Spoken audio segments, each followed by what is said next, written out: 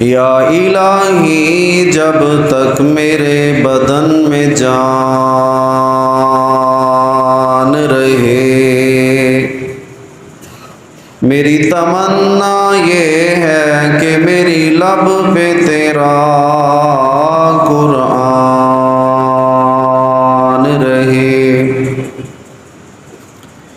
میں رہوں یا نہ رہوں پر دل کی ہے یہ دعا، دین احمد اور عزت قرآن رہے۔ قدم قدم پہ رحمتیں، نفس نفس پہ برکتیں، جہاں جہاں سے وہ شفیع آسیاں گزر گیا۔ قدم قدم پہ رحمتیں، نفس نفس پہ برکتیں، جہاں جہاں سے مدینے والا گزر گیا۔ جہاں نظر نہیں پڑی وہاں رات ہے آج تک، وہی سحر ہوئی جہاں جہاں سے کملی والا گزر گیا۔ ہر قسم کی حمد و ثنا مالک کائنات، خالق کائنات اللہ سبحانہ و تعالی کی ذات ببرکات کے لیے خاص ہے، جس رب العالمین نے آسمان کو چھت، زمین کو فرش، حیوانات، نباتات، جمادات، کل کائنات کو میری اور آپ کی حضرت انسان کی خدمت کے لیے پیدا فرمایا،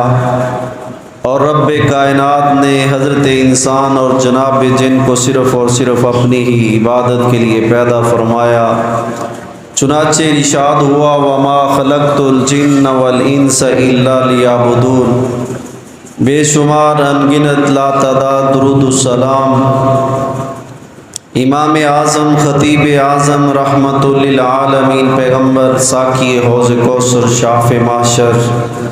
رحمت للعالمین جناب حضرت محمد الرسول اللہ صلی اللہ علیہ وآلہ وسلم کی ذات ببرکات کے اوپر۔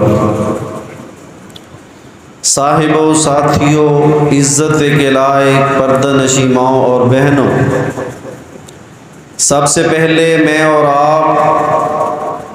اپنے رب العالمین کا جتنا بھی شکر ادا کریں اتنا کم ہے، جس نے ہمیں یہ ماہ مقدس رمضان المبارک نصیب فرمایا، اور جس نے مجھے اور آپ کو اس رمضان کا یہ جمعۃ الوداع، جمعۃ المبارک یہ ہمارے نصیب میں لکھا۔ میری دعا ہے کہ اللہ رب العزت میری اور آپ کی حاضری کو اپنی بارگاہ میں قبول و منظور فرمائے، اور آج کے اس خطبہ جمعہ، نماز جمعہ کو میری اور آپ کی بخشش اور مغفرت کا سبب اور ذریعہ بنائے۔ سامعین محترم، اللہ رب العزت نے سورہ الحشر میں آیت نمبر 18 میں یہ ارشاد فرما دیا کہ یا ایھا الذین آمنوا اتقوا اللہ وَلْتَنْظُرْ نَفْسٌ مَا قَدَّمَتْ لِغَدٍ۔ رب کائنات نے ارشاد فرمایا کہ اے ایمان کا دعویٰ کرنے والو، سب سے پہلے اتقوا اللہ، اپنے رب سے ڈر جاؤ، وَلْتَنْظُرْ نَفْسٌ مَا قَدَّمَتْ لِغَدٍ، اور ہر انسان کو اس بات پہ غور و فکر کرنا ہوگا، ہر انسان کو اپنا آپ یہ اس بات کا محاسبہ کرنا ہوگا کہ ما قدمت لغد، کہ ہم نے اس عبدالآباد زندگی کے لیے، ہمیشہ اور باقی رہنے والی زندگی کے لیے، جس کو اسلام اور شریعت کی اصطلاح میں روز محشر، قیامت اور آخرت کہا جاتا ہے، ما قدمت لغد، اس ہمیشہ اور باقی زندگی رہنے والی کے لیے ہم نے آگے کیا بھیجا ہے۔ میرے بھائیوں، آج کی نشست میں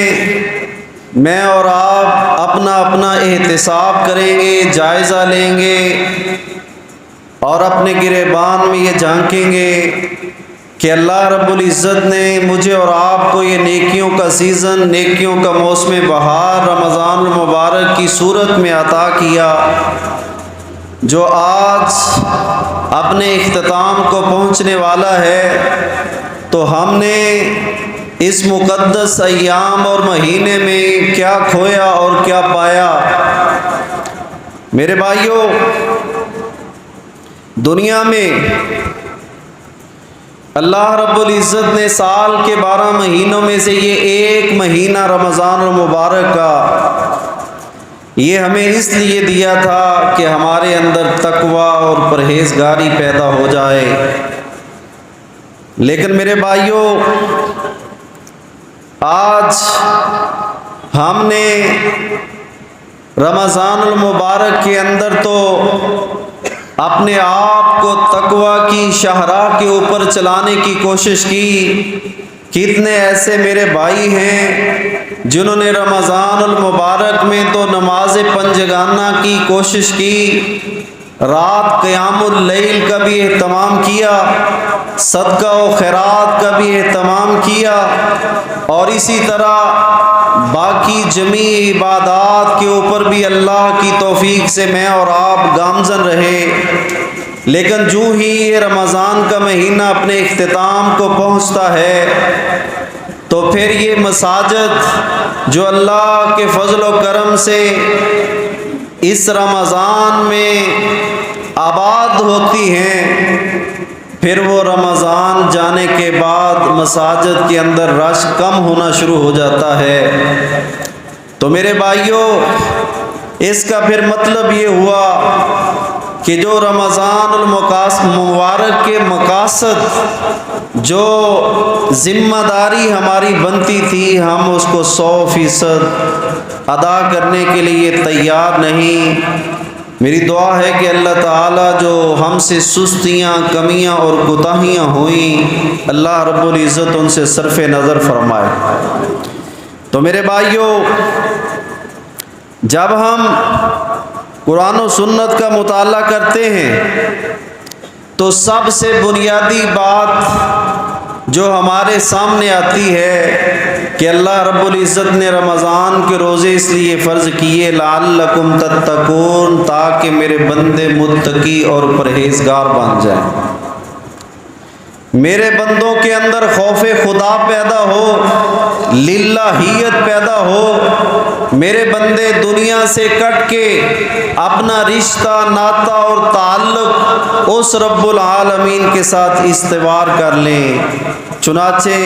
رمضان مبارک کے روزوں کا جو مین مقصد اللہ رب العزت نے یہی بیان کیا کہ یا ایھا الذین آمنوا کتب علیکم الصیام کما کتب علی الذین من قبلکم لعلکم تتقون، کہ رب کائنات نے سب سے مین مقصد یہ بیان کیا کہ تمہارے اندر تقوی اور پرہیزگاری آ جائے۔ جس طرح روزہ رکھتے ہوئے بعض حلال چیزیں جیسے کھانا پینا، وہ معقولات اور مشروبات، یہ ساری اللہ کی نعمتیں ہیں، لیکن اس رب العالمین کا اور اس کے محبوب پیغمبر کا ارشاد ہے، اور روزے کی تعریف یہ ہے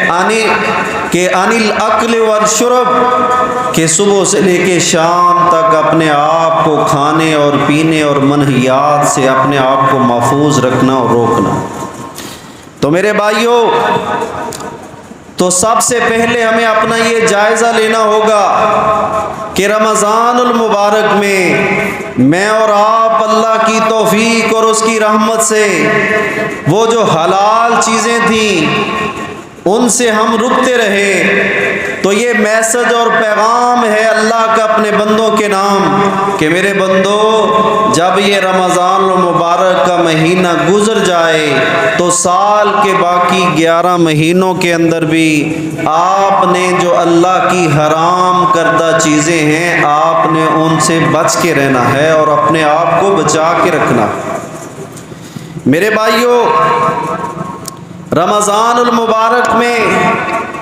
یہ تقوی یہ پرہیزگاری،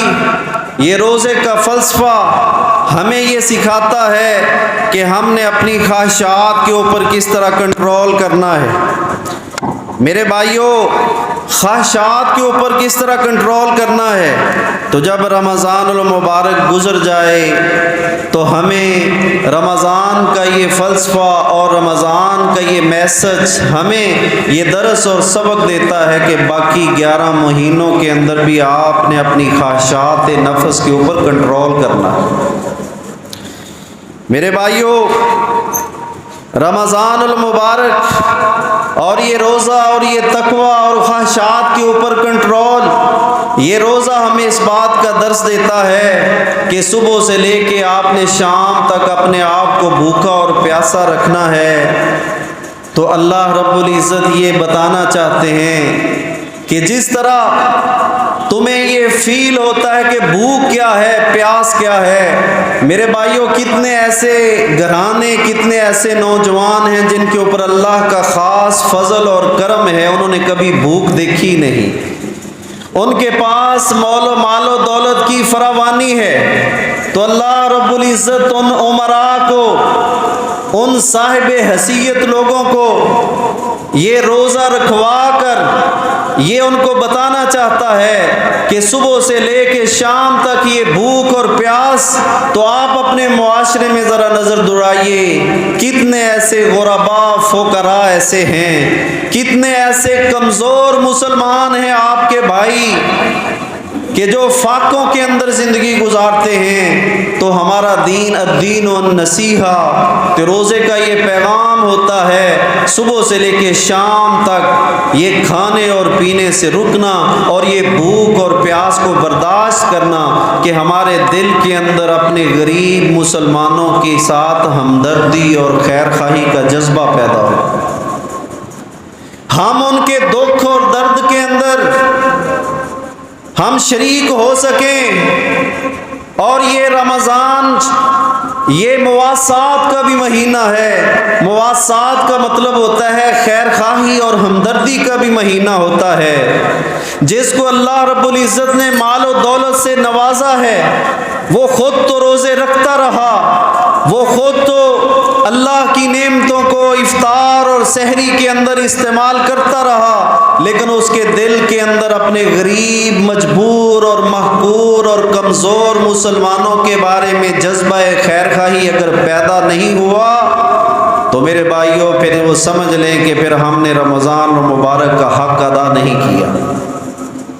میرے بھائیوں، اس لیے تو رحمت للعالمین پیغمبر نے ارشاد فرما دیا تھا، رب صائم لیس لہ من صیامہ الا الجوع۔ سرکار عالم صلی اللہ علیہ وسلم نے ارشاد فرمایا کہ کتنے ایسے روزہ دار ہیں جو روزہ تو رکھتے ہیں لیکن سوائے بھوک اور پیاس کے ان کو کوئی چیز فائدہ نہیں دیتی۔ میرے بھائیوں، اور آپ صلی اللہ علیہ وسلم نے ارشاد فرمایا وَرُبَّ قَائِمٍ لَيْسَ لَهُ مِنْ قِيَامِهِ إِلَّا السَّحَرُ۔ فرمایا کتنے ایسے روزہ دار ہیں جو قیام اللیل، تراویح کا تو اہتمام کرتے ہیں اور رمضان کے آخری عشرے کی طاق راتوں میں وہ جاگتے ہیں، اپنی بیوی اور بچوں کو بھی جگاتے ہیں، اللہ کے سامنے گڑ گڑاتے ہیں، لیکن اللہ کے رسول صلی اللہ علیہ وسلم نے ارشاد فرمایا چونکہ ان کے دل کے اندر اپنے غریب، محقور، مجبور مسلمانوں کی ہمدردی اور خیر خواہی نہیں، تو اللہ کے رسول صلی اللہ علیہ وسلم نے فرمایا سوائے ان کو بیدار رہنے کے کوئی چیز فائدہ نہیں دیتی۔ میرے بھائیوں، رمضان المبارک کا سب سے پہلا مقصد یہ تھا کہ حالت روزہ میں جس طرح ہم حلال چیزوں سے اپنے آپ کو روک کے رکھتے ہیں، تو جب یہ رمضان گزر جائے تو اللہ کی جو حرام کردہ چیزیں ہیں ان سے بھی بالولا اپنے آپ کو محفوظ فرمائے۔ رمضان المبارک کا دوسرا مقصد یہ تھا کہ جس طرح روزہ ہمیں یہ درس اور سبق دیتا ہے کہ روزے کی حالت میں ہم اپنی خواہشات کو کنٹرول کرتے ہیں، جب یہ رمضان گزر جائے تو باقی 11 مہینوں کے اندر بھی ہم اپنی خواہشات نفس کے اوپر کنٹرول کرنے والے بنے۔ میرے بھائیوں، رمضان المبارک کا تیسرا مقصد یہ تھا کہ جس طرح روزے کی حالت میں اور آپ روزہ دار اللہ کی توفیق سے اپنے باطن کو، اپنے ظاہر کو، اپنی جلوت اور خلوت کو اور ایون کے اپنے خیالات کو پاکیزہ رکھنے کی کوشش کرتے ہیں، کیونکہ انسان کے دل میں اللہ کا ڈر اور خوف ہوتا ہے کہ انسان کی جلوت اور خلوت، انسان کے شب و روز، لیل و نہار وہ پاکیزہ رہیں، تو میرے بھائیوں خیالات پاکیزہ رہیں۔ تو یہ رمضان ہمیں یہ درس دیتا ہے کہ جب میں رخصت ہو جاؤں تو باقی 11 مہینوں کے اندر بھی آپ نے اپنے خیالات اور جذبات، جلوت اور خلوت کو پاکیزہ رکھنا ہو۔ میرے بھائیوں، چوتھے نمبر پر یہ رمضان المبارک جیسا مقدس مہینہ یہ ہمیں اس بات کا درس اور سبق دیتا ہے کہ جہاں اللہ کا حکم آ جائے، جہاں جناب محمد الرسول اللہ صلی اللہ علیہ وآلہ وسلم کا حکم آ جائے تو ایک مسلمان اللہ اور اس کے رسول کے حکم کے سامنے سر تسلیم خم کرتا ہے۔ اطاعت خدا اور اطاعت رسول اللہ صلی اللہ علیہ وسلم کا جذبہ یہ رمضان ہمارے اندر پیدا کرتا ہے۔ تو جب یہ مہینہ گزر جائے تو روزہ ہمیں اس بات کا درس اور سبق دیتا ہے کہ باقی 11 مہینوں کے اندر بھی آپ کے اندر یہی جذبہ ہونا چاہیے کہ جب اللہ کا حکم آ جائے یا محمد الرسول اللہ صلی اللہ علیہ وآلہ وسلم کا فرمان اور حکم آ جائے، ساری دنیا ناراض ہوتی ہے تو ہو جائے، ساری دنیا روٹتی ہے تو روٹ جائے، لیکن اللہ اور اس کے رسول کی اطاعت اور فرما برداری کے اوپر کوئی آنچ نہ آنے پائے۔ میرے بھائیوں، رمضان المبارک اس میں کیا کھویا اور کیا پایا؟ 5ویں نمبر پہ یہ روزہ ہمیں مواسات، ہمدردی اور خیرخواہی اور یہ بھوک اور پیاس ہمیں اس بات کا درس اور سبق دیتی ہے کہ آپ نے اپنے دائیں بائیں اپنے معاشرے اور ماحول میں جو غرباء اور فقراء ہیں ان کی ضروریات کا خیال رکھنا۔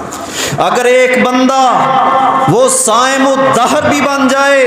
ایک مہینہ کیا وہ پورے سال کے روزے رکھنے والا بن جائے، پورا سال کیا زندگی کے جتنے سال ہیں سارے روزے، اس کو صائم الدہر کہا جاتا ہے کہ جب تک وہ زندہ رہے، وہ روزے کی حالت میں رہے۔ رب کعبہ کی قسم اٹھا کے کہتا ہوں، اگر وہ اس کے دل کے اندر اپنے غریب مجبور محقور مسلمان اس کے ساتھ وہ اعانت اور تعاون، ہمدردی اور خیر خواہی نہیں کرتا، زندگی بھر روزے رکھنے کا کوئی فائدہ نہیں۔ میرے بھائیوں، اور اسی لیے اللہ کے رسول صلی اللہ علیہ وسلم نے یہ ارشاد فرمایا کہ جب آپ نے وہ گورنر مقرر کیے، وہ زکوٰۃ کا نظام مقرر کیا، تو اس کا جو بنیادی ایلیمنٹ، اس کا جو بنیادی نقطہ نظر یہ تھا تُؤْخَذُ مِنْ أَغْنِيَائِهِمْ وَتُرَدُّ إِلَىٰ فُقَرَائِهِمْ، کہ جو صاحب ثروت ہیں ان لوگوں سے زکوٰۃ اور عشر کے مال کو اکٹھا کیا جائے اور ایک منظم طریقے سے وَتُرَدُّ إِلَىٰ فُقَرَائِهِمْ، وہ معاشرے کے مجبور اور محقور جو مسلمان ہیں، غریب، ان کے اوپر اس مال کو خرچ کیا جائے۔ میرے بھائیوں، اسی طرح یہ رمضان المبارک ہمیں نیکیوں کی رغبت دلاتا ہے، نیکیوں کی ترغیب دلاتا ہے کہ ہم اس ماہ مقدس میں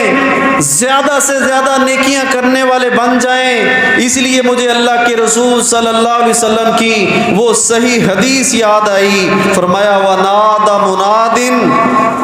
ہر روز اللہ رب العزت ایک فرشتے کی ڈیوٹی لگاتے ہیں، وہ ہر روز یہ اعلان کرتا ہے، اس بات کی اناؤنسمنٹ کرتا ہے، وہ فرشتہ کہتا ہے یا باغی الخیر اقبل وَيَا بَاغِيَ الشَّرِّ اکثر، اے نیکیوں کی تلاش میں رہنے والے، یہ نیکیوں کا موسم بہار ہے، اقبل، آپ اور کوشش کیجئے، ہمت کیجئے، سٹرگل کیجئے، محنت کیجئے، اس نیکیوں کے موسم بہار اور نیکیوں کو زیادہ سے زیادہ سمیٹنے کے لیے، حاصل کرنے کے لیے فرشتہ کہتا ہے اقبل، اللہ کے بندو آگے بڑھو۔ اور جو بندہ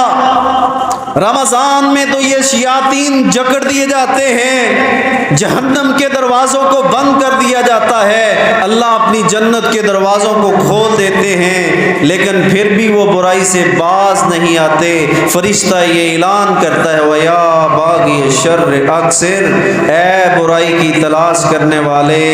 برائی کی سٹرگل میں رہنے والے، اقصر، اب تو رک جا۔ یہ اللہ کی رحمتوں، برکتوں اور بخشوں کا ٹھاٹھے مارتا ہوا سمندر ہے، اب تو رک جا۔ تو میرے بھائیوں، یہ رمضان المبارک ہمیں نیکیوں کی ترغیب دلاتا ہے، لیکن کیا پایا کیا کھویا؟ صرف رمضان المبارک میں ہم نے نیکیاں نہیں کرنی، بلکہ اللہ مجھے اور آپ کو یہ زندگی دے، ہم اس بات کا یہ عہد کریں، اللہ سے اس بات کا وعدہ کریں کہ باقی 11 مہینے کیا، جب تک زندہ رہیں گے ہم اسی طرح نیکیوں کے اندر فاستبقوا الخیرات، بڑھ چڑھ کے نیکیاں کرتے رہیں گے انشاءاللہ۔ میرے بھائیوں، اس کے ساتھ ساتھ یہ رمضان المبارک ہمیں اس بات کا بھی درس اور پیغام دیتا ہے کہ تم نے اپنی زبان کی حفاظت کرنی ہے، زبان کا استعمال درست اور صحیح کرنا ہے۔ اس لیے اللہ کے رسول صلی اللہ علیہ وسلم نے ارشاد فرما دیا تھا، فرمایا وَمَن لَّمْ يَدَعْ قَوْلَ الزُّورِ وَالْعَمَلَ بِهِ فَلَيْسَ لِلَّهِ حَاجَةٌ أَن يَدَعَ طَعَامَهُ وَشَرَابَهُ۔ اگر ہم اپنی زبان کی حفاظت نہیں کرتے، ہم اپنی آنکھوں کی حفاظت نہیں کرتے، ہم اپنے کانوں کی حفاظت نہیں کرتے، ہم اپنے دل اور دماغ کی حفاظت نہیں کرتے، ہم اپنے پورے اعضاء، پورے جوارے کی حفاظت نہیں کرتے، تو اللہ کے رسول صلی اللہ علیہ وسلم نے پھر ارشاد فرما دیا تھا کہ جو بندہ فضول اور واہیات قسم لغو چیزوں کو نہیں چھوڑتا، زبان کی حفاظت نہیں کرتا، کان اور آنکھ کا بھی روزہ ہے اس کی حفاظت نہیں کرتا، فرمایا فَلَيْسَ لِلَّهِ حَاجَةٌ أَن يَدَعَ طَعَامَهُ وَشَرَابَهُ، فرمایا اللہ کو اس بندے کے بھوکے اور پیاسے رہنے کی کوئی ضرورت نہیں۔ میرے بھائیوں، یہ رمضان المبارک ہمیں یہ پیغام دیتا ہے کہ ہم نے جس طرح زبان کی حفاظت، اللہ کے رسول صلی اللہ علیہ وسلم نے ارشاد فرمایا میری امت کے لوگوں، میرے صحابہ،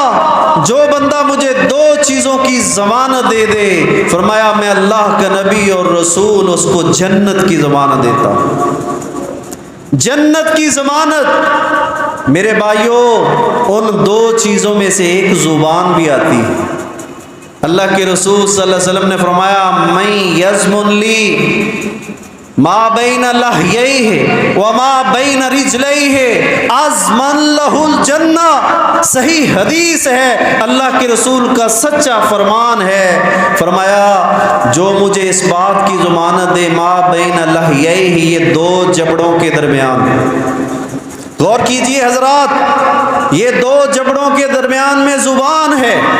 فرمایا جو مجھے اس زبان کی ضمانت دیتا ہے کہ اس زبان سے میں اپنے مسلمان بھائی کو تکلیف نہیں دوں گا، اس زبان سے میں اپنے مسلمان بھائی کی غیبت نہیں کروں گا، میں اس زبان سے کسی کو گالی نہیں نکالوں گا، میں اس زبان سے کسی کو برا بھلا نہیں کہوں گا،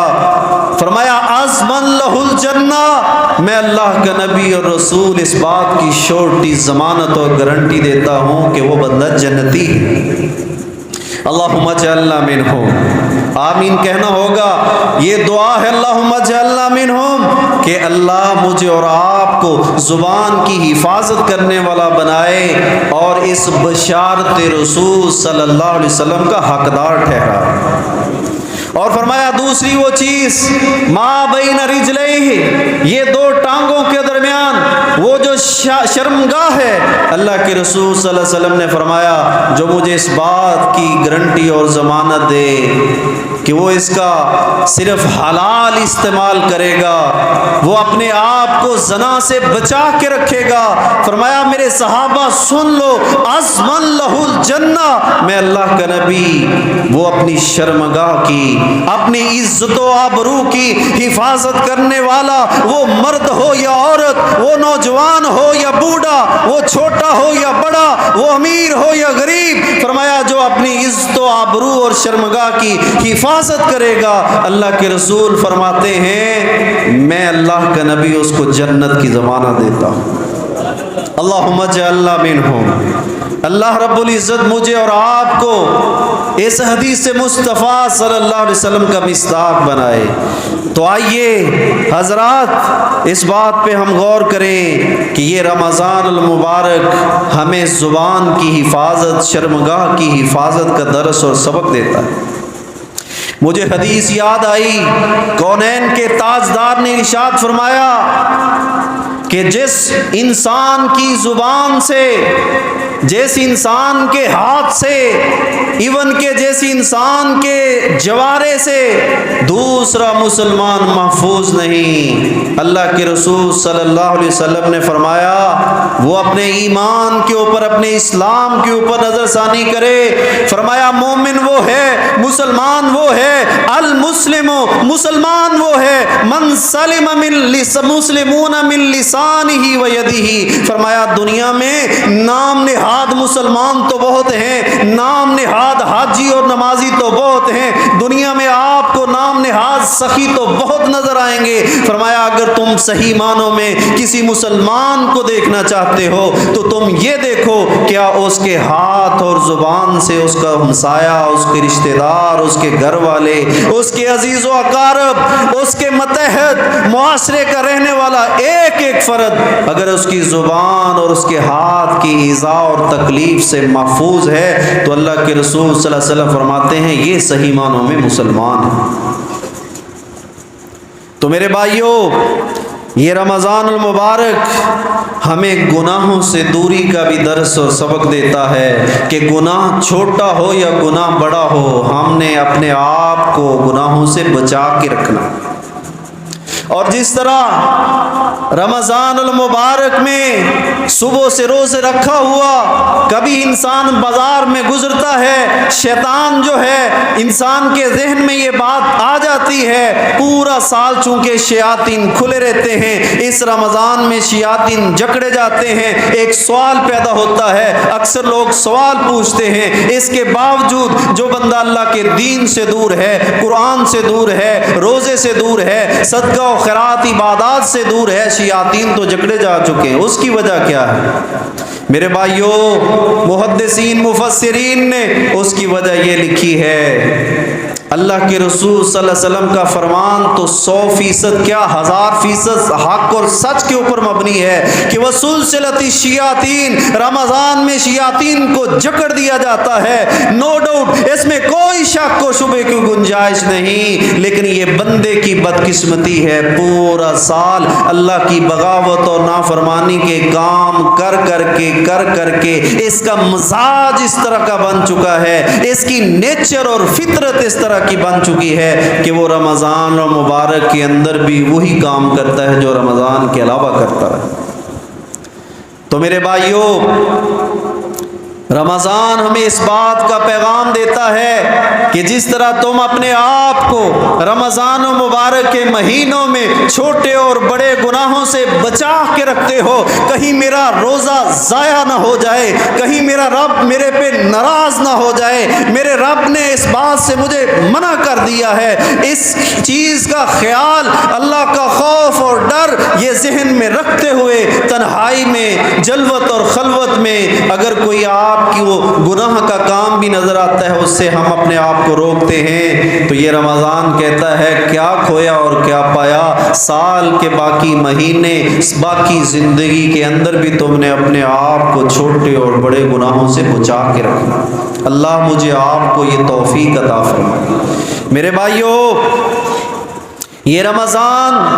ہمیں ہمدردی اور خیر خواہی کا سبق بھی دیتا ہے کہ ہم اپنی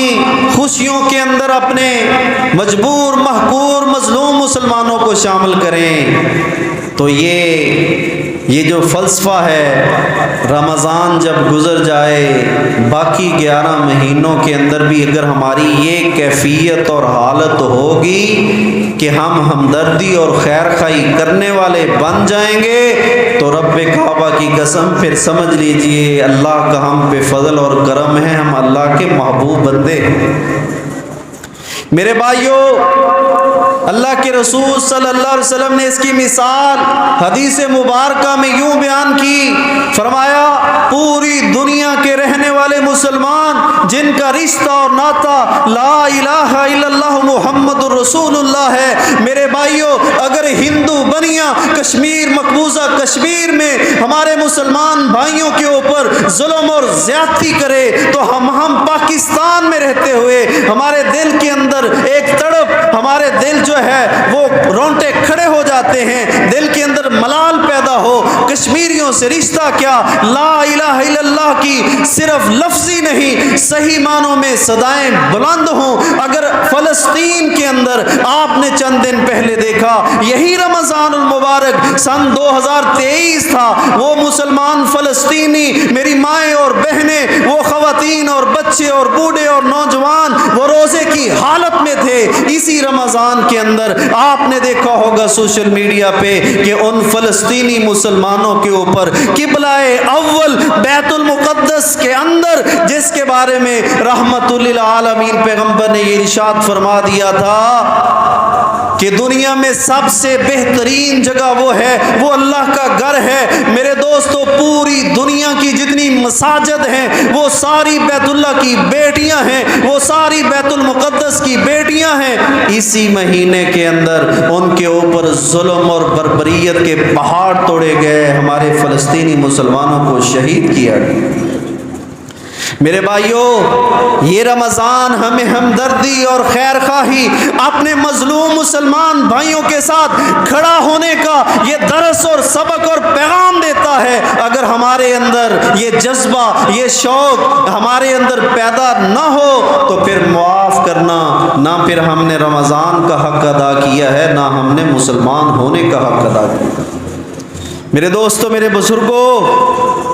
یہ رمضان المبارک ہمیں جذبہ اخوت پیدا کرتا ہے۔ اس لیے ڈاکٹر علامہ اقبال نے کہا تھا کہ مسلمان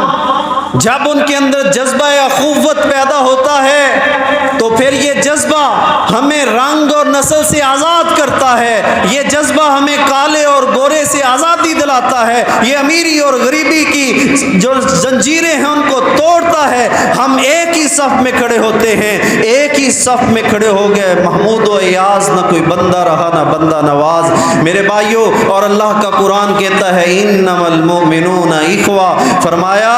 کہ رمضان ہو یا غیر رمضان ہو تم آپس میں ایک دوسرے کے بھائی بھائی ہو۔ میرے بھائیوں، میں یہاں ایک واقعہ صرف اشارتاً کر کے کہ یہ رمضان ہمیں جذبہ اخوت کا درس دیتا ہے۔ آئیے 1400 سال پہلے یہ جذبہ اخوت کیا تھا؟ جب اللہ کے رسول صلی اللہ علیہ وسلم نے ہجرت کی، مکہ کو چھوڑا، مدینہ میں پہنچے، اور آپ صلی اللہ علیہ وسلم کے ساتھ آپ کے اصحاب بھی مکہ کو چھوڑ کے مدینہ میں پہنچے۔ میرے بھائیوں، کیوں نہ ہو اسلام ممتاز دنیا بھر کے دینوں میں، وہاں مذہب کتابوں میں، یہاں قرآن سینوں میں، یہاں حدیث سینوں میں، کیا بات، کیسا سنہری دور ہے۔ اللہ کے رسول صلی اللہ علیہ وسلم نے مدینہ طیبہ میں انصار اور مہاجرین کو جمع کیا، اور آج اسلام کی وہ سنہری کرنیں، وہ سنہری حروف کے ساتھ وہ لکھا ہوئی وہ بات کہ اللہ کے رسول صلی اللہ علیہ وسلم نے مواخات کا رشتہ قائم کیا۔ کس چیز کا رشتہ؟ مواخات، مواخات مدینہ۔ یہ ٹاپک اور موضوع یہ اٹھائیے، گوگل پہ جائیے، فرسٹ ایئر سیکنڈ ایئر کی بکس کو اٹھائیے، وہاں پہ یہ سرچ ریسرچ کیجئے کہ مواخات مدینہ کیا ہے۔ اللہ کے رسول صلی اللہ علیہ وسلم نے انصار اور مہاجرین کو آپس میں ایک دوسرے کا بھائی بنایا۔ میرے بھائیوں، کتنے افسوس کی بات ہے، کتنے رونے کا مقام ہے۔ اللہ کی قسم، ہم ایک ماں کے پیٹ سے پیدا ہونے والے، ہم ایک باپ کی صلب سے پیدا ہونے والے، میرے بھائیوں آج ہمارے درمیان اتنے اختلافات، اور پھر ہم روزہ بھی رکھتے ہیں اور دل میں نفاق بھی رکھیں، روزہ بھی رکھیں، اختلاف بھی رکھیں، روزہ بھی رکھیں، بغض اور حسد کی آگ وہ ہمارے اندر جل رہی ہو، تو میرے بھائیوں اس کا تو پھر کوئی فائدہ نہیں۔ اللہ کے رسول صلی اللہ علیہ وسلم نے حضرت سعد بن ربیع الانصاری رضی اللہ تعالی عنہ، یاد کر لیجئے، یہ عظیم الشان صحابی، یہ انصاری صحابی، حضرت عبد الرحمن ابن عوف رضی اللہ تعالی عنہ، یہ مہاجر ہیں۔ آپ صلی اللہ علیہ وسلم نے ارشاد فرمایا کہ سعد بن ربیع، یہ عبد الرحمن بن عوف، یہ مکہ سے لٹا پٹا ہوا یہ مہاجر، آج کے بعد یہ آپ کا بھائی ہے۔ یہ مواخات کا رشتہ قائم ہوا۔ آج ہم اپنا جائزہ لیں، اپنا احتساب کریں، ہم اپنے آپ کو مسلمان سمجھتے ہیں اور اسلام سے ہم آج کوسوں دور ہیں۔ میرے بھائیوں، جب مواخات کا رشتہ قائم ہوا تو چشم فلک نے پھر وہ دن دیکھا،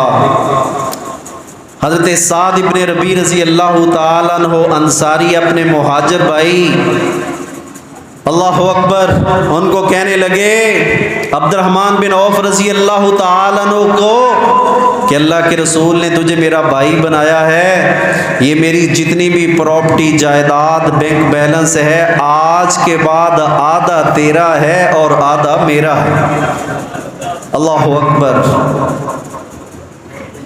اور ان کی 2 شادیاں تھیں اس مواخات مدینہ سے قبل۔ جاؤ تاریخ اسلام کو اٹھا کے دیکھو، آج ہمیں فرصت کہاں۔ وہ اقبال نے جب یورپ اور جرمنی اور انگلستان کے اندر ہمارے اکابرین اور مسلمانوں کا وہ ذخیرہ احادیث، وہ کتابوں کو دیکھا تو اس نے پھر کہا تھا کہ میرا جو دل ہے وہ سیخ پارا ہوتا ہے کہ جب میں اپنے اسلاف کی اس وراثت کو یورپ کی لائبریریوں میں دیکھتا۔ میرے بھائیوں، سعد بن ربیع رضی اللہ عنہ کہنے لگے میری 2 بیویاں ہیں، تم پسند کر لو، میں ایک کو طلاق دیتا ہوں، تم اس سے شادی کر لو کیونکہ اللہ کے رسول نے تمہیں میرا بھائی بنایا ہے۔ اللہ اکبر۔ میرے بھائیوں، میں یہ بات، یہ واقعہ بیان کر کے یہ درس اور سبق اس سے ہمیں کیا ملتا ہے کہ یہ رمضان ہمیں جذبہ اخوت کا درس دیتا ہے، بھائی چارے کا درس دیتا ہے۔ لیکن حضرت سعد بن ربیع رضی اللہ تعالیٰ عنہ کی پیشکش پہ حضرت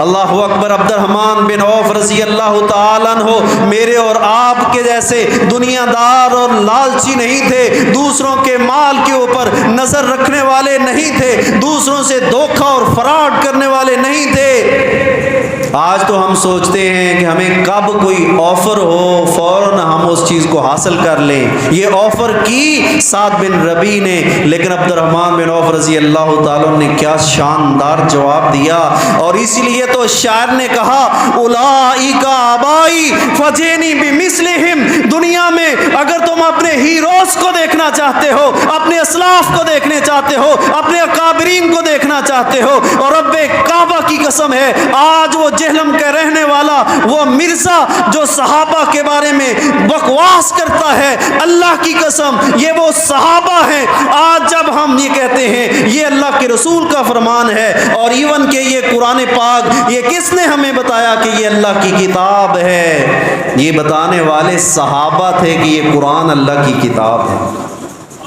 اگر صحابہ کے واسطے کو درمیان سے نکال دیا جائے، معاذ اللہ، رضی اللہ عنہم و رضوا عنہ کا سرٹیفکیٹ لینے والے ان کے اوپر زبانیں اگر کھولی جائیں، اللہ اللہ کی قسم وہ بندہ تو اسلام سے گیا، دائرہ اسلام سے خارج ہو گیا، کیونکہ اللہ کے رسول نے فرما دیا تھا المرء مع من حب، فرمایا دنیا میں جو انسان جس سے پیار کرتا ہوگا، جس کی سیرت سے، جس کی ذات سے، جس کے کردار سے، جس کے اخلاق سے وہ انسپائر ہوگا، وہ متاثر ہوگا، فرمایا کل قیامت کا دن ہوگا اللہ اس کو ساتھ نصیب فرمائیں گے۔ تو میرے بھائیوں، آج یہ توحید مسجد کا پیغام، یہ اجتماع عام، یہ جمعۃ الوداع، ہم اللہ کا شکر ادا کریں، ہم سارے کے سارے ان تمام صحابہ سے محبت و عقیدت رکھنے والے، اللہ کی قسم بندہ جتنا مرضی گناہگار، خطا کار اور سیاہکار نہ ہو، میرا اس بات کے اوپر ایمان ہے وہ کلمہ گو ہو، اللہ اور اس کے رسول اور صحابہ پہ ایمان رکھنے والا ہو، کل قیامت کے دن کسی ایک صحابی کا بھی اس کو ساتھ رفاقت اور معیت نصیب ہو گئی، اس کی بخشش اور مغفرت کے لیے یہ کافی۔ میرے بھائیوں، اس کی بخشش اور مغفرت کے لیے یہ کافی ہے۔ تو حضرت عبد الرحمن ابن عوف کہنے لگے بارک اللہ، اے 7 بن ربیع، مجھے آدھے مال کی پیشکش کرنے والے، مجھے ایک بیوی کو طلاق دے کے نکاح کی ایک اتنی بڑی بگ پیشکش کرنے والے، بارک اللہ فی اہلک و مالک، مجھے تیری بیوی کی ضرورت نہیں، تیرے بچوں کی، تیرے مال کی کوئی ضرورت نہیں، بارک اللہ، اللہ تیرے مال اور دولت میں برکت پیدا فرما۔ میرے بھائیوں، یہ رمضان اخوت کا درس دیتا ہے کہ آج ہم بھی کسی اپنے بھائی کو دعا دینے کے لیے تیار ہیں۔ میرے بھائیوں، دعائیں دیا کرو، اگر آپ چاہتے ہیں، اللہ کی قسم اٹھا کے کہتا ہوں، ہم ڈپریشن سے آزاد ہوں، ہم ٹینشن سے آزاد ہوں، ہمارے گھروں کے اندر سکون ہو، ہمارے دلوں کے اندر قرار اور اطمینان ہو، تو جو بے شمار کام ہیں ان میں سے ایک فارمولہ یہ بھی ہے کہ ہم دوسروں کا شکریہ ادا کرنے والے، دوسروں کی حوصلہ افزائی کرنے والے، دوسروں کو دعائیں دینے والے بن جائیں، تو یہ ٹینشن اور ڈپریشن دور ہو جائے۔ میرے بھائیوں، اس کی ایک ریزن اور وجہ یہ بھی ہے کہ ہمارے دل بڑے چھوٹے ہیں، ہم بڑے چھوٹے دلوں کے مالک ہو گئے، ہم کسی کو اچھائی کے اوپر دعا دینے کے لیے، اپریشیٹ کرنے کے لیے، اس کی حوصلہ افزائی کرنے کے لیے، اور اس لیے استاد اور شاگرد کا، معلم اور طالب علم کا سب سے پہلا فلسفہ تدریس کا یہ ہے کہ اگر استاد اپنے بچے کی حوصلہ افزائی کرے گا تو وہ بچہ آگے بڑھے گا، اگر ایک امام اور خطیب اپنے مقتدیوں کی، اپنے نمازیوں کی حوصلہ افزائی کرے گا تو وہ مقتدی اور نمازی وہ بھی تو طالب علم ہیں، ان کے اندر دین کا جذبہ اور زیادہ پیدا ہوگا۔ تو میرے بھائیوں، یہ رمضان ہمیں اخوت کا بھی درس دیتا ہے، تو میرے بھائیوں یہ رمضان ہمیں امن و امان کا بھی درس دیتا ہے۔ اپنے دلوں اور دماغ میں لکھ لیجئے، محفوظ کر لیجئے، یہ رمضان ہم نے امن و امان کا بھی درس دیتا ہے کہ جس طرح ہم رمضان کے اندر پرامن ہیں، ہمارے اندر ہر مسلمان کے اندر اپنے دوسرے مسلمان بھائیوں کے بارے میں اچھے جذبات ہیں، کوئی لڑائی اور جھگڑا نہیں، لڑائی اور جھگڑے سے ہمارا دین ہمیں روکتا ہے۔ اگر کوئی لڑنا بھی چاہے، کوئی انسان گالی گلوچ بھی دینا چاہے، تو ہمارا دین یہ کہتا ہے آپ صرف یہ کہیں کہ انی صائم، میرے بھائی میں تو روزہ دار ہوں۔ جو روزہ دار ہوتا ہے وہ گالی کا جواب گالی سے نہیں دیتا، وہ بد امنی کا جواب بد امنی سے نہیں بلکہ پیسفل امن سے جواب دیتا۔ تو میرے بھائیوں، یہ رمضان المبارک ہمیں اس بات کا درس دیتا ہے کہ فرائض تو پڑھنے ہی پڑھنے ہیں، نوافل، یہ قیام اللیل، یہ نوافل، یہ نماز تراویح۔ تو میرے دوستو، میرے بزرگوں، اس میں فلسفہ یہ ہے کہ سال کے باقی 11 مہینوں کے اندر بھی ہمیں اسی طرح فرائض کا اہتمام کرنا ہوگا اور اسی طرح ہی نفل و نوافل کا اہتمام کرنا ہوگا۔ یہ نہیں کہ رمضان چلا گیا اور ہم بھی دین سے چلے گئے، یہ کوئی مسلمانی نہیں۔ میرے بھائیوں، یہ رمضان المبارک ہمیں یہ درس دیتا ہے کہ اپنے اللہ سے اپنے آپ کے لیے معافی کا سرٹیفکیٹ حاصل کریں، اپنے رب سے معافی کا سرٹیفکیٹ حاصل کریں۔ میرے بھائیوں، اس لیے تو حدیث مصطفیٰ ہے، اللہ کے رسول صلی اللہ علیہ وسلم نے فرمایا کہ جب آپ نے ممبر کے اوپر پہلی سیڑھی پہ آمین، دوسری پہ، تیسری پہ، ان میں سے ایک یہ بھی تھا کہ جس انسان کی زندگی میں یہ ماہ مقدس آ جائے وہ اپنے رب سے رو کے، گڑ گڑا کے، تنہائی میں اجتماعی طور پہ اپنے اللہ سے اپنے گناہوں کی معافی نہ کروا سکا، اپنے آپ کو گناہوں سے پاک نہ کروا سکا، اپنے گناہ بخشا نہ سکا، فرمایا اللہ کے رسول صلی اللہ علیہ وسلم نے کہ وہ بندہ پھر اللہ کی رحمت سے بہت دور ہے۔ گویا کہ اس نے رمضان المبارک کا حق ادا ہی نہیں کیا، وما قدر اللہ حق قدری، اس نے اپنے رب کو اس طرح رمضان میں بھی نہیں پہچانا جس طرح قدر کا حق تھا۔ میرے بھائیوں، ہم رمضان میں بھی آج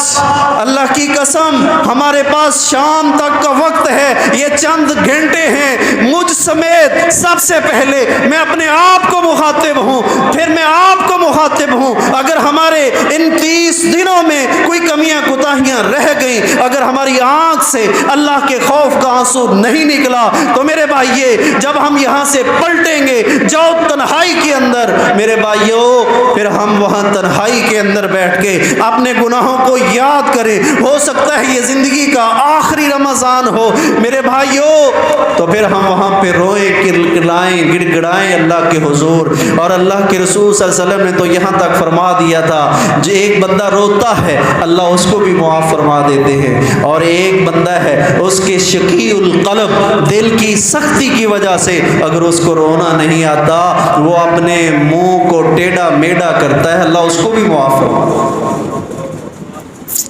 تو میرے بھائیوں آخر میں شیخ الاسلام امام ابن تیمیہ رحمت اللہ علیہ رحمتً واسعہ، یہاں میں تمام اپنے بھائیوں کو ان کے نالج میں یہ اضافہ کر دوں، اسلام کی تاریخ میں، محدثین کی تاریخ میں سب سے پہلے یہ شیخ الاسلام کا جو ایک لقب ہے، یہ شیخ الاسلام کا جو لفظ ہے، یہ سب سے پہلے جن کے لیے استعمال ہوا وہ امام ابن تیمیہ رحمۃ اللہ علیہ تھے، جن کو اسلام کی تاریخ میں شیخ الاسلام کہا جاتا ہے۔ یہ 21ویں صدی میں بعض نام نہاد سکالر لوگوں نے یہ لفظ جو امام ابن تیمیہ رحمت اللہ علیہ آسمان کی چھت تلے زمین کے اوپر ایک امام ابن تیمیہ تھے، یہ لقب ان کے لیے روا تھا، ان کو سجتا تھا، ان کو جچتا تھا، یہ لفظ وہاں سے چوری کیا گیا اور اپنے نام کو بڑھانے کے لیے اپنے نام کے ساتھ شیخ الاسلام لکھا گیا۔ آپ میری بات تو سمجھ گئے ہوں گے، یہاں پہ اساتذہ، یہاں پہ ٹیچر، یہاں پہ وکلاء الحمدللہ کثیر تعداد میں موجود ہیں۔ تو شیخ الاسلام امام ابن تیمیہ رحمت اللہ علیہ سے کسی نے پوچھا کہ امام صاحب آپ یہ بتلائیے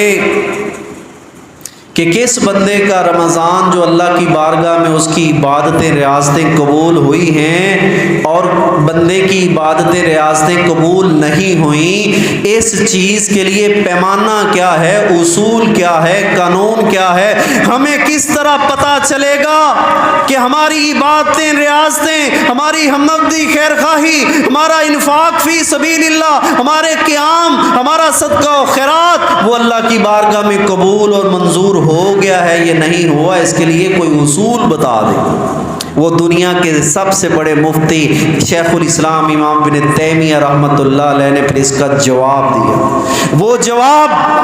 آج ضرورت اس جواب کی مجھے بھی ہے، ضرورت آپ کو بھی ہے، ضرورت میری ہر ماں بہن بیٹی کو بھی ہے، جو امام ابن تیمیہ رحمت اللہ علیہ نے جواب دیا تھا کہ ہمیں کیسے پتہ چلے گا ہماری عبادات اللہ کی بارگاہ میں قبول ہوئی ہیں کہ نہیں۔ میرے بھائیوں اس قرآن میں اللہ تعالی نے حابیل اور قابیل کا ذکر کیا، ایک کی جو حابیل کی قربانی قبول ہوئی تو قابیل نے حابیل کو جو آدم کے بیٹے تھے قتل کر دیا، وہ اس روح زمین پہ فساد فی الارض کا سب سے پہلا وہ قتل تھا۔ اللہ کے رسول نے فرمایا کہ قیامت تک جتنے بھی قتل ہوں گے برابر کا جو سزا ہے وہ اس کو ملتی رہے۔ تو یہ بتانے کا مقصد یہ ہے کہ ان کی تو یہ تھی کہ قربانی کریں، آسمان سے آگ آئے گی، جس کی قربانی کو آگ جلا دے گی اس کی قبول ہوگی، جس کو نہیں جلائے گی اس کی قبول نہیں ہوگی۔ تو یہ تو اللہ کے رسول کی اس امت کے لیے، میرے اور آپ کے لیے دعائیں ہیں اس رحمت للعالمین پیغمبر کی۔ میرے پیغمبر نے اپنی امت کے لیے اللہ کی بارگاہ میں یہاں تک یہ دعا کی، اللہ جس طرح پہلی قوم میں وہ مسخ بھی ہوئی، ان کے چہرے جو تھے وہ مٹ گئے، وہ خسف بھی ہوئی، زمین کے اندر ان کو دنسا دیا گیا، اللہ میری قوم کو مسخ اور خسف سے محفوظ فرما۔ ورنہ میرے بھائیوں، آج ہمارے اندر ہر وہ برائی موجود ہے، آج ہمارے اندر من حیث القوم، من حیث المسلمان، ہر وہ برائی موجود ہے جو پہلی امتوں کے اندر تھی۔ آج بھی اللہ نے میرا اور آپ کا یہ پردہ رکھا ہوا ہے، یہ اس رحمت للعالمین پیغمبر کی دعاؤں کا نتیجہ۔ تو میرے بھائیوں، امام ابن تیمیہ رحمۃ اللہ علیہ فرماتے ہیں اگر کوئی بندہ اس سوال کا جواب لینا چاہتا ہے، اپنے آپ کو اس اصول اور قاعدے اور قانون کے اوپر فٹ کرنا چاہتا ہے کہ میری عبادات قبول ہوئی ہیں یا نہیں، تو امام ابن تیمیہ رحمۃ اللہ علیہ کا فتویٰ وہ نوٹ کر لیجئے۔ امام ابن تیمیہ کا فتویٰ یہ ہے کہ جو رمضان میں جس طرح بندے کے معمولات تھے، قیام تھا، رکوع تھا، سجدہ تھا، تشہد تھا، صدقہ تھا، خیرات تھا، توبہ تھی، استغفار تھی، تلاوت تھی، نفل و نوافل تھے، ہمدردی تھی، خیر خواہی تھی، اگر یہ جذبہ رمضان کے بعد تمہارے اندر پیدا رہے تو پھر آپ سمجھ لیجئے کہ اللہ نے رمضان کی عبادت کو قبول کر لیا ہے۔ اگر امام ابن تیمیہ یہ فتویٰ دیتے ہیں کہ اگر رمضان کے بعد تم ان ساری چیزوں کے اندر اپنے آپ کی کمی محسوس کرو، اپنے جو نمبرز ہیں، اپنا جو لیول ہے ایمان کا وہ ڈیڈ لیول پہ آ جائے، تو امام ابن تیمیہ رحمۃ اللہ علیہ کہتے ہیں پھر امام کا فتویٰ قرآن و سنت کی روشنی میں یہ ہے کہ اللہ نے اس کی رمضان کی عبادتوں کو بھی قبول نہیں کیا۔ میرے بھائیوں، آخر میں ایک واقعہ سنا کے اپنی بات کو ختم کرتا ہوں۔ ہمارا ایمان اور کہاں صحابہ کا ایمان، کیا کھویا کیا پایا؟ میرے بھائیوں، باقی جتنی چیزیں وقت اجازت دیتا کہ میں ریپیٹ کروں، میں نے وہ سارے ایلیمنٹ اللہ کے فضل و کرم و اس کی رحمت سے آپ کے سامنے گنوائے اور رکھے ایک ایک کر کے۔ تو ان میں سب سے بڑا جو ایلیمنٹ ہے وہ اس بات کا ہے کہ ہم یہ دیکھیں کہ رمضان میں ہمارا ایمانی لحاظ سے لیول کیا ہے۔ اگر تو ایمان کے لحاظ سے ہمارا لیول اوپر ہے تو ہم اللہ کا شکر ادا کریں، سجدہ شکر ادا کریں۔ آج سے 1400 سال پہلے اللہ کے رسول صلی اللہ علیہ وسلم نے ایک جنگ کے مارکہ میں، توجہ کیجئے، جنگ کے مارکہ میں آپ صلی اللہ علیہ وسلم نے ارشاد فرمایا، انصار بھی تھے، مہاجر بھی تھے، کہ کون ہے جو میدان جہاد کے اندر میرے خیمے کی حفاظت کرے گا۔ میرے بھائیوں، ایک صحابی رسول، مہاجر صحابی، وہ کھڑے ہوئے، وہ صحت کے لحاظ سے تو کمزور تھے لیکن ایمان کی بلندیوں کے اوپر فائز تھے۔ کہنے لگے اللہ کے رسول لبیک، میں حاضر ہوں۔ اللہ کے رسول صلی اللہ علیہ وسلم نے فرمایا بیٹھ جائیے۔ آپ کا یہ خیال تھا کہ انصار میں سے کون کھڑا ہوتا ہے، آپ نے دوسری دفعہ پھر اعلان کیا، یہ مہاجر صحابی پھر کھڑے ہوئے، لبیک اللہ کے رسول میں حاضر ہوں۔ اللہ کے رسول صلی اللہ علیہ وسلم نے فرمایا بیٹھ جائیے۔ تیسری دفعہ آپ نے پھر اعلان کیا، میرے خیمے کی مشکل حالات میں کون حفاظت کرے گا۔ یہ تیسری دفعہ یہ مہاجر صحابی یہ پھر کھڑے ہوئے، کہنے لگے لبیک اللہ کے رسول میں حاضر ہوں، اور کہنے لگے اللہ کے رسول مجھے بٹھانے سے پہلے میری ایک ریکویسٹ، میری عرض ہے وہ سن لیجئے۔ آپ میرے دبلے پتلے یہ میری باڈی کو، میری ساخت کو نہ دیکھیے، اللہ کے رسول صلی اللہ علیہ وسلم میرے جذبہ ایمانی کو دیکھیے، میں آپ کی حفاظت کروں گا۔ تو اللہ کے رسول صلی اللہ علیہ وسلم نے اپنی پھر نبوت والی وہ تلوار اس مہاجر صحابی کے ہینڈ اوور کی۔ آج دنیا میں GHQ میں وہ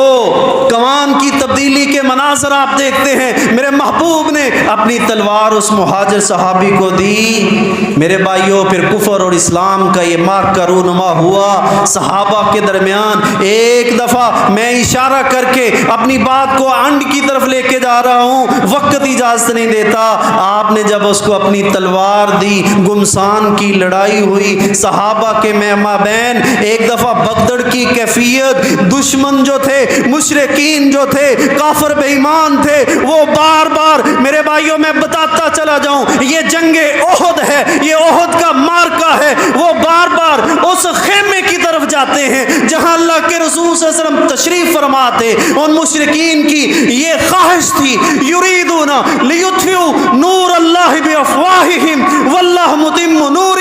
ان کی یہ خواہش تھی کہ ان مسلمانوں کے امام اور لیڈر محمد الرسول اللہ صلی اللہ علیہ وسلم کو معاذ اللہ ختم کر دیا جائے، پھر دنیا میں ہم ہوں گے، ہمارا توتی بولے گا۔ اللہ اکبر۔ اس بغدڑ کے دور میں یہ مہاجر صحابی اللہ کے رسول کی تلوار کو تھامے ہوئے یہ حفاظت کرتے رہے۔ اللہ کی قسم میرے بھائیوں، ایمان کا لیول آج ہم نے اس جمعۃ الوداع میں، جمعۃ المبارک میں اپنے آپ کا ٹیسٹ لینا ہے۔ دنیا کی لیبارٹری اپنے آپ کا ٹیسٹ لینا ہے، ہمارے اندر ایمان کی کیفیت کیا ہے۔ اس صحابی رسول کو ایک تیر لگا، ایک نہیں، 10 نہیں، 20 نہیں، 50 نہیں، 60 نہیں، 70 تیر لگے۔ 70 تیر اس صحابی رسول کے جسم کے اندر پیوست ہو کے رہ گئے۔ آپ ذرا اندازہ کیجئے، وہ دبلا پتلا صحابی، اتنی جسم کی کوئی ہائٹ نہیں، کوئی ساخت نہیں، کوئی گبرو جوان نہیں، 70 تیر۔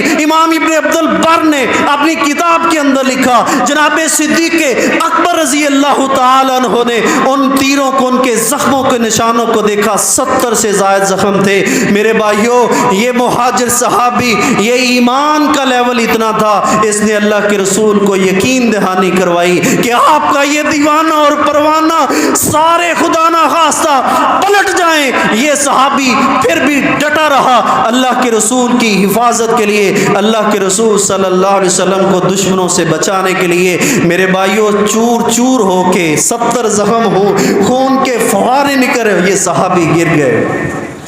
اللہ نے مسلمانوں کو فتح سے ہمکنار کیا جنگ احد کے اندر۔ اللہ کے رسول صلی اللہ علیہ وسلم نے اپنے اس مومن صحابی کا، جس کے ایمان کا لیول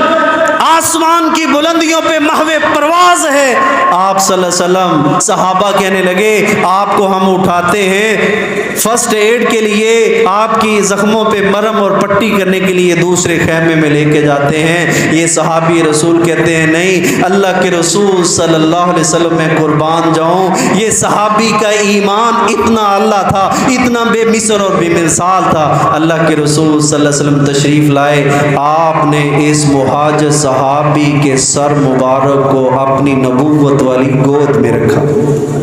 سر مبارک کو نبوت والی گود میں رکھا۔ تو میرے بھائیوں، یہ واقعہ بیان کرنے کا میرا مقصد یہ ہے، رمضان المبارک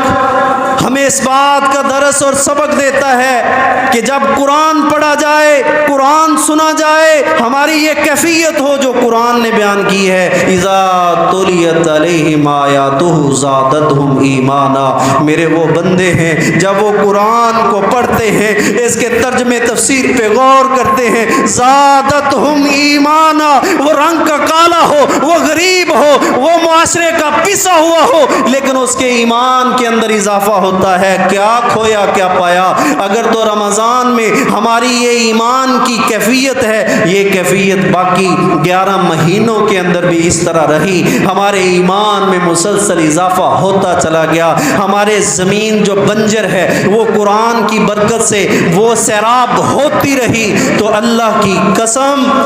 پھر سمجھ لیں امام ابن تیمیہ کے فتوے کی روشنی میں کہ اللہ نے ہمارے رمضان کی عبادات ریاضات کو قبول کر لیا۔ اللہ تعالیٰ مجھے اور آپ کو